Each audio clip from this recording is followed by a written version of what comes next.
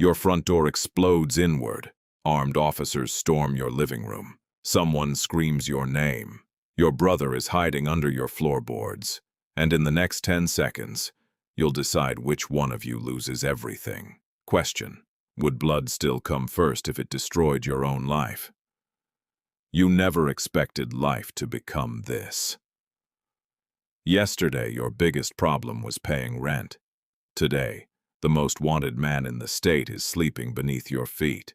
He's your older brother. The same brother who taught you to ride a bicycle.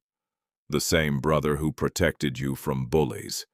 The same brother who disappeared 3 years ago, without an explanation. Then, he returned, covered in bruises, terrified. He didn't ask for money. He didn't ask for food. He only asked one thing: hide me. You asked why. He refused to answer.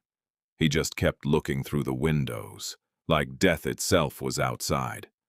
Every instinct told you something was wrong, but every childhood memory reminded you. He was family. So, you opened the basement. You moved old boxes aside, built a hiding place beneath the floor. You promised yourself, just one night, only one. But one night became another, then another. Soon, your house stopped feeling like home. It became a prison, not for him, for you. Every passing car sounded like police. Every knock made your heart stop. Every neighbor suddenly looked suspicious, because once you hide a fugitive, you don't just hide a person, you hide their fear, their enemies, and eventually, their guilt. Retention. Ending. You still don't know what your brother actually did. But tomorrow morning, you're about to find out. Level 2. The secret gets heavier. The television flashes your brother's face. The words underneath freeze your blood. Wanted for multiple murders. But what if the news isn't telling the whole story? Question: would you trust the person you grew up with, or the entire world? You stare at the screen, same eyes, same face, different person. The reporter describes him as dangerous, armed, extremely violent, should not be approached. You slowly turn toward the basement door. Your hands begin shaking. Could they really be talking about him? Hours later, you carry food downstairs. He notices your silence. He already knows. They found me. You ask if it's true. He doesn't answer immediately. Instead, he asks if you trust him. That's not an answer. He finally speaks. I didn't kill innocent people. You wait. I killed men who deserved it. That sentence changes everything. Now the world isn't black and white. If he's lying, you're protecting a murderer. If he's telling the truth, you're protecting someone the system wants buried. Either way, you're breaking the law. Days pass. He never leaves. He barely sleeps.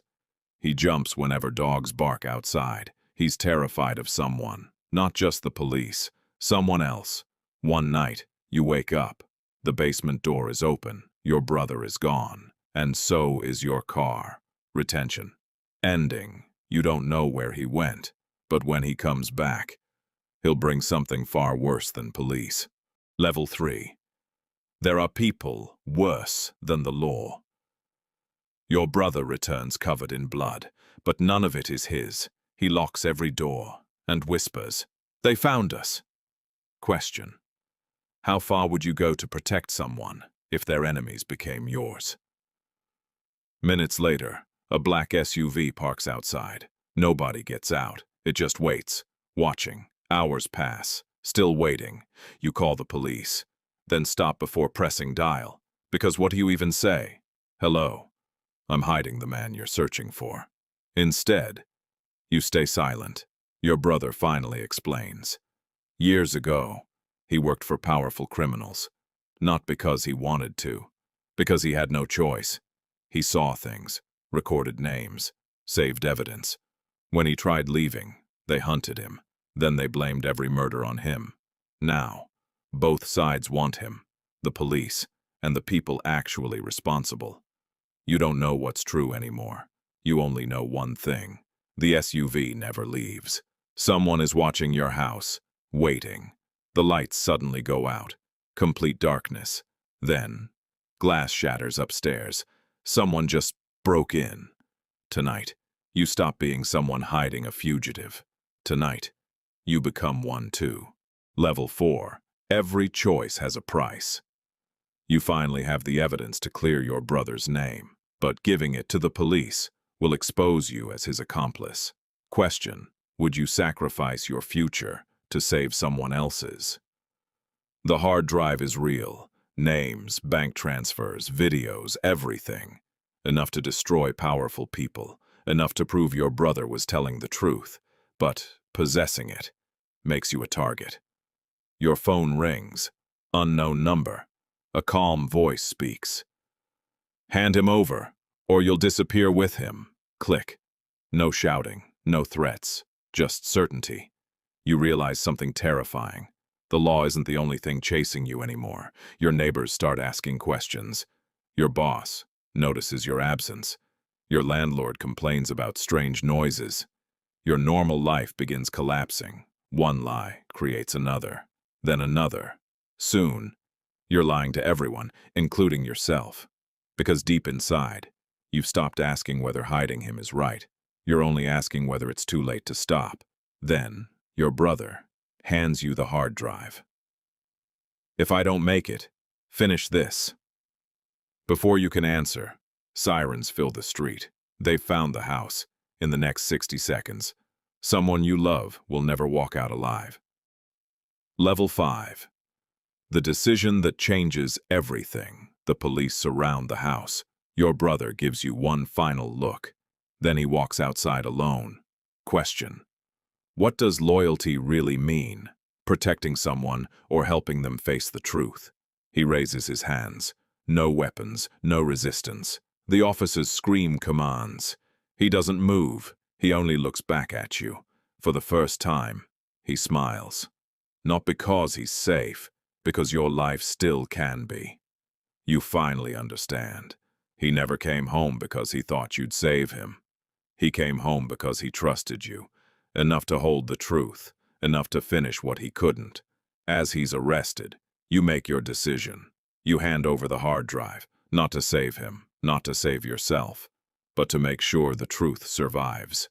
Months later, the investigation changes everything. Corrupt officials fall. Criminal networks collapse. Some charges against your brother disappear. Others remain. Because even good people can make terrible choices. And terrible choices still have consequences. You visit him one last time. He thanks you, not for hiding him, for finally doing the right thing.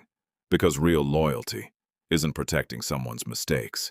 It's protecting their chance to become better. Every family has secrets. Every person faces moments where love and truth collide.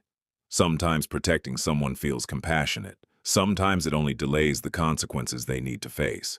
The hardest decisions aren't about choosing between right and wrong. They're about choosing between two painful outcomes. If the person you love most became the world's most wanted fugitive, would you hide them, turn them in, or help them face the truth? And what would that choice say about who you are?